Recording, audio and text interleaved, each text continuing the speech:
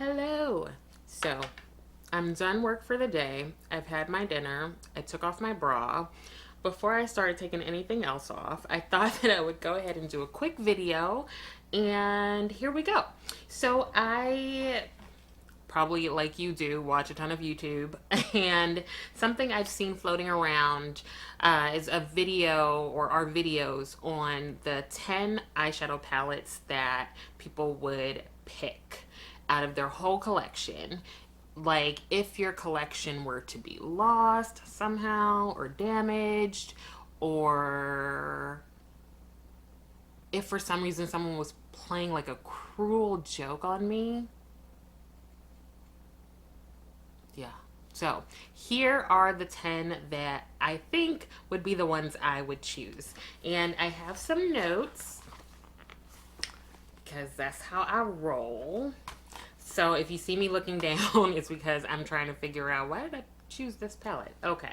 So the first one on the list is the Natasha Denona Bronze Palette. Now this is a favorite of a lot of folks. This is one of her midi-sized palettes. So kind of right between the larger 5 pans and her larger palettes.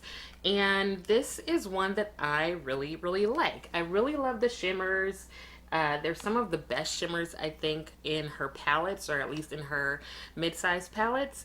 There are also a couple of mattes that you can use to blend things out. I do feel like it's a standalone eyeshadow palette for a bronze look. If you really want to go bronze, I don't think you need to do anything else but pick up this palette and use it. The other thing is that on the back, like most of Natasha Denona's palettes, are these little holes. What you can do is take like a pin and you can poke the hole and you can pop out the shadow. So if you are someone that wants to take a couple of Natasha Denona shadows and sort of switch them around in palettes, or switch these around a bit, then that's like a good thing for you.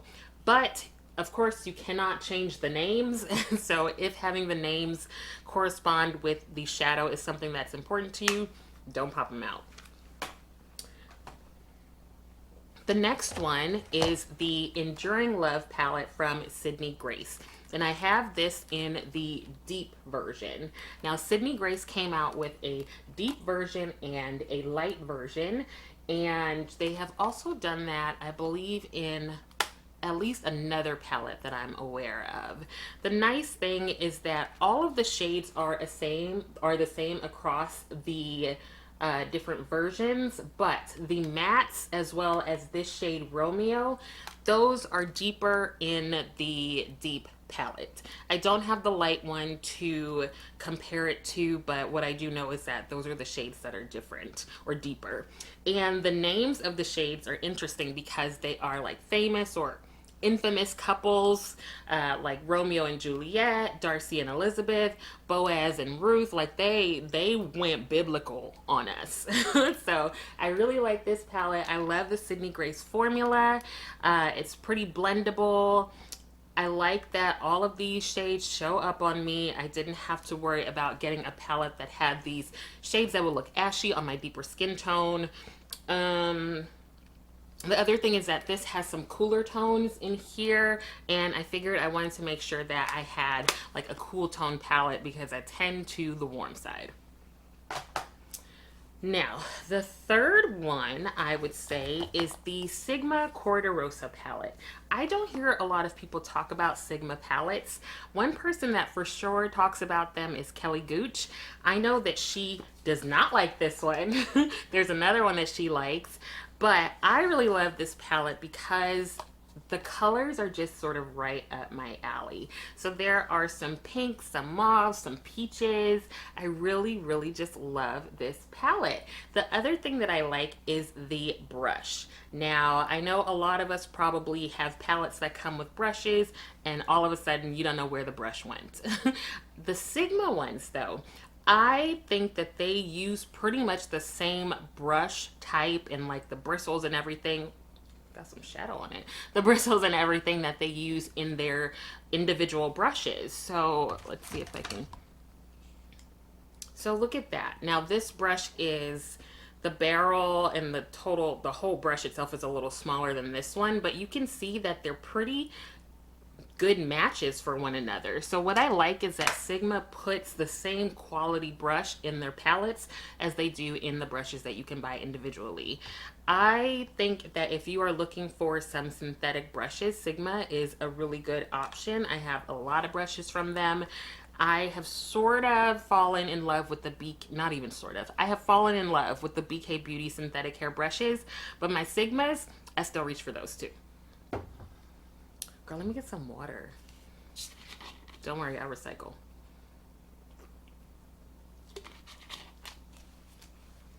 Okay, let me turn the page. Now, I have another Natasha Denona palette in here in terms of the 10 that I would pick, and this one is the Natasha Denona Biba palette.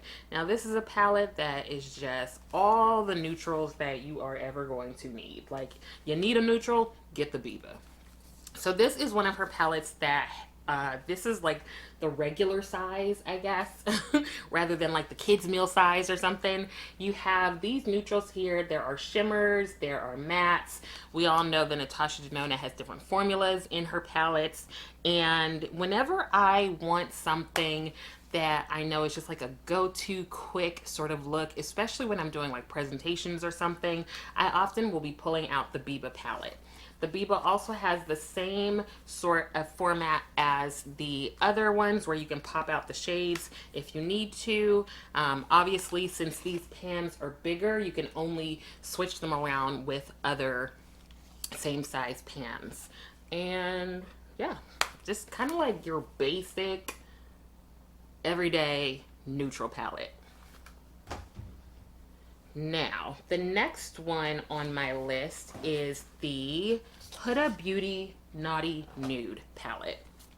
Here it is. Upside down. Here it is. So, Huda originally came out with the like new nude palette. That one is really pretty, lots of pinks. It's lighter though, so I feel like this is kind of the darker version of the new nude palette. Now, if you've watched any of my videos, I have said a billion times that my favorite palette is the Rich Nude or Nude Rich palette by Huda, but this one, the Naughty Nude, I feel like this is just like an extended version of the Rich Nude. Now, the reason I picked this one is because of the marble shades. Like, they're just pretty. I don't mess around with this Petri dish looking shade. I think a lot of people are like, ugh, about that. I don't really care. I don't even pay attention to it. If I really want something kind of glossy, then I can always use the Danessa Myricks like glaze, although I usually don't want anything glossy. So this shade doesn't really bother me. I don't pay attention to it. In the new nude palette, the shade over here to the far most, if you're looking at the palette left, is a concealer or like eyeshadow base. I commend Huda for like being innovative. I don't care about them shades.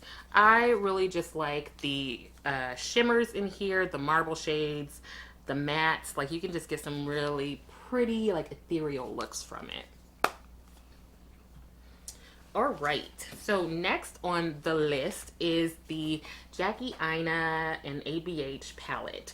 This is the like only palette from ABH that has stood the test of my collection. All of the other palettes that I have had from ABH, I have gifted them to friends. One of the reasons was like I was realizing like sometimes some of these colors don't look good on me because of my skin tone. So I knew that Jackie Aina was going to collab and make something where the shades show up. And so all of the shades in this palette show up on me. I have hit pan on 4 of them. If I were using it even more than I currently do, I would probably be hitting even more pan. And this palette is one that I also bought for my niece the other day. I think it was like her graduation day where I couldn't be there because of the panini, but we were like FaceTiming. I was like, what's on your eyes, girl? And she was like, the Jackie Aina palette. I was like, yes. My niece is a little bit darker than me, so I just love that all of the shades can work on both of our skin tones, which is really, I think like 2 Christmases ago, which was the last Christmas that I was home, I used this red shade called Wigglies. I had it all over the lid. I had like lashes on. I was doing the most. All we were doing was going to be together as a family, and I walked in like just red everywhere. Now, remember I talked about brushes and palettes, girl. I don't even like, why did they give us this? I mean, I have a friend, I think, who recently bought the ABH palette. She bought it a while ago. And I was like, okay, make sure you have like some brushes. And she was like, well, yeah, there's one in the palette. And I'm like, girl, I don't know what that is. So why they put that in there?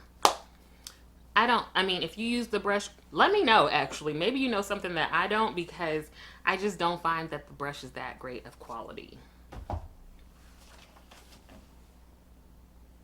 Okay. I have another Sigma palette in here, and that is the Enchanted palette. This is definitely, I think this is the one that Kelly Gooch likes the most. Let me see. Yep, I think it's this one. So I chose this palette because it has a nice mix of neutrals and colors. So I can really appreciate like that purple in there, the gold, and there's some green. And I like that I could do like a really simple look with this with the neutrals, or I can like jazz it up with one of the shimmers. I think I have all of the Sigma larger palettes except for maybe the newest one that came out, because that one sort of seems like it's just not going to work on my skin tone. I really like this palette. I don't like it as much as my Cor de Rosa, just because Cor de Rosa is just all the colors I love. Again, you do get a brush in the palette. Is a dual-sided Sigma brush, and it works really well. So the good thing about these Sigma palettes is that if you just need to go somewhere, you can go ahead and just grab the palette, and you don't really have to take anything else because you've already got your brush in there. Now, I absolutely could not get through this without having Pat McGrath in here. No question about it. Initially, I was like, oh, 10 palettes. I got the 8 motherships. I could get like 2 quads and be done. But I was like, okay, maybe you should use a couple of other things. So I did. You saw the other palettes. Now, because I love pink and because I love all things Pat McGrath, the 2 main palettes that I thought that I would pick up, that I just like, I couldn't leave behind. If I was like shipping all of my palettes for some reason somewhere else, these would be in my handbag. Like not even in my carry-on or nothing. It would, like, I would probably have them on my person in some way.